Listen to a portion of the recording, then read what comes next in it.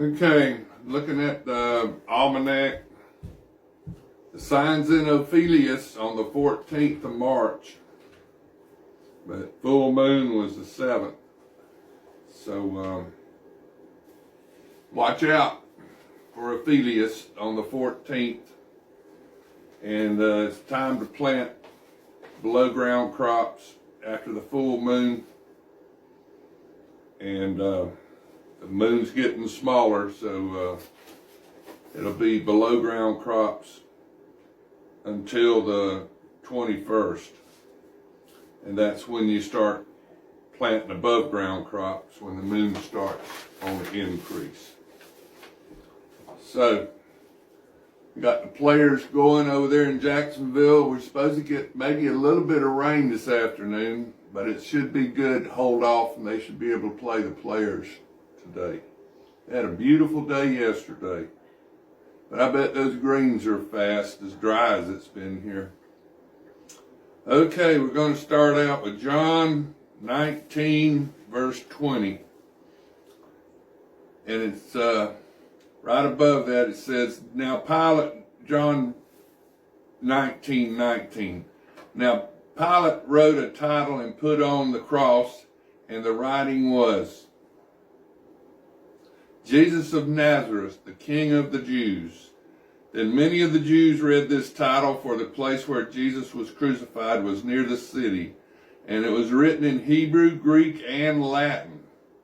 Therefore the chief priest of the Jews said to Pilate, do not write the King of the Jews, but he said, I am the King of the Jews. Pilate answered, I have written, I have written. Then the soldiers, when they had crucified Jesus, took his garments, made 4 parts, to each soldier a part, and also the tunic. Now the tunic was without seam, woven from the top in one piece. They said therefore among themselves, let us not tear it, but cast lots for it, whose it shall be, that the scripture might be fulfilled, which says, they divided my garments among them, and for my clothing they cast lots. That means they took dice and gambled for Jesus' outer garment. Therefore the soldiers did these things. Now there stood by the cross of Jesus his mother, and his mother's sister, Mary the wife of Cleopas, and Mary Magdalene. When Jesus therefore saw his mother and the disciple whom he loved standing by, he said to his mother, woman, behold your son. Then he said to the disciple, behold your mother.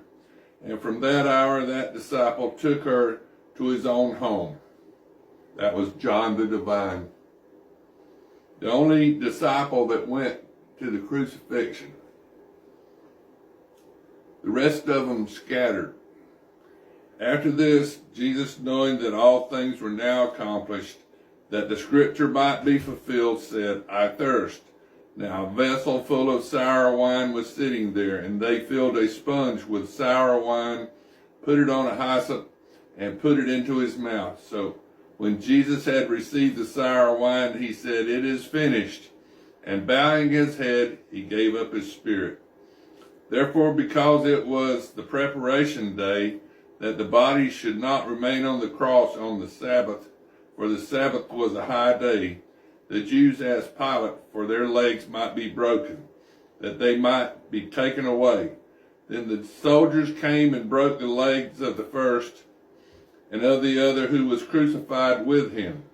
But when they came to Jesus and saw that he was already dead, they did not break his legs, but one of the soldiers pierced his side with a spear, and immediately blood and water came out.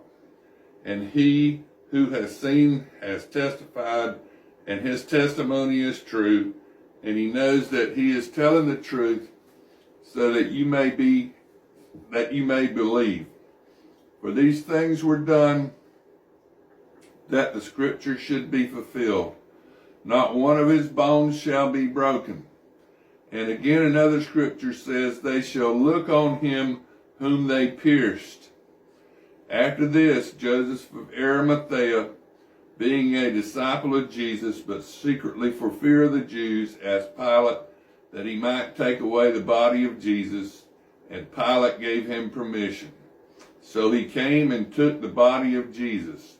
Now Joseph of Arimathea was Jesus' uncle. He was the kinsman redeemer of Mother Mary's family. And this book here, called The Traditions of Glastonbury, talks about the missing years of Jesus. And this guy's name is E. Raymond Capt, C-A-P-T.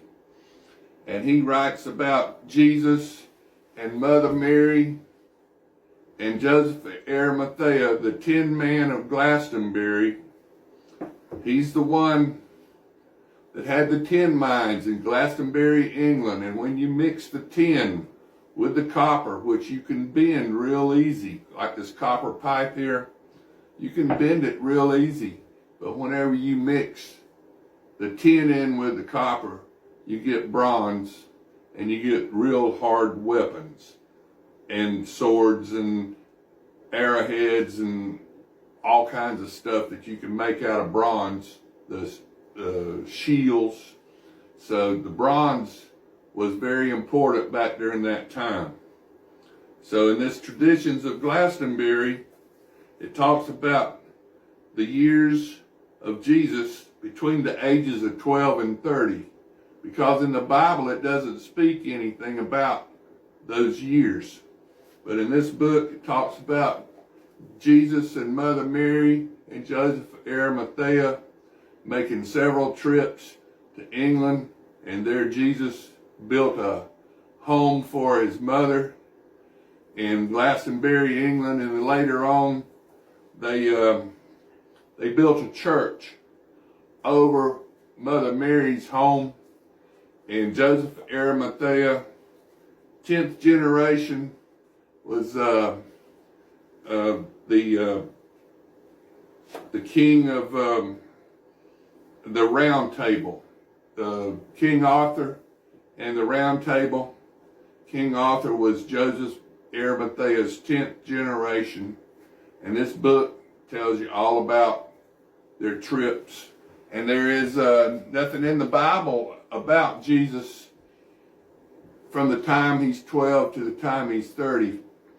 And so this book here tells you a little bit about, they found Joseph, or E. Raymond Capt found this the manuscripts for they had several trips where they had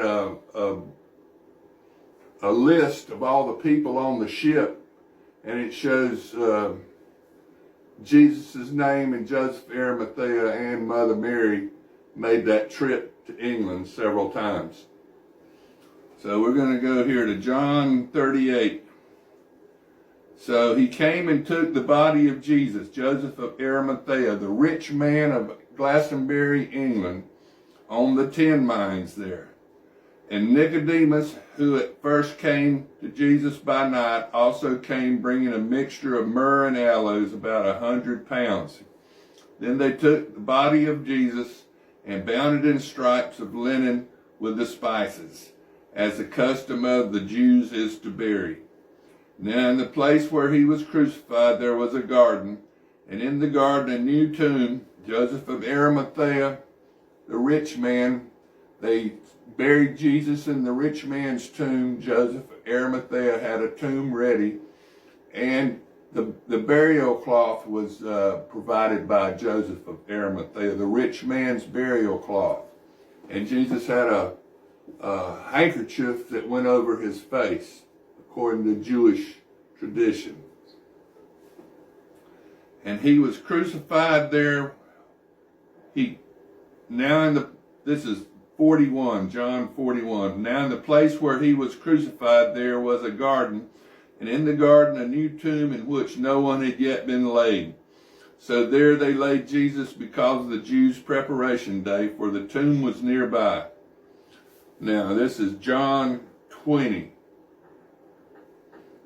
Now on the first day of the week, Mary Magdalene went to the tomb early, while it was still dark, and saw that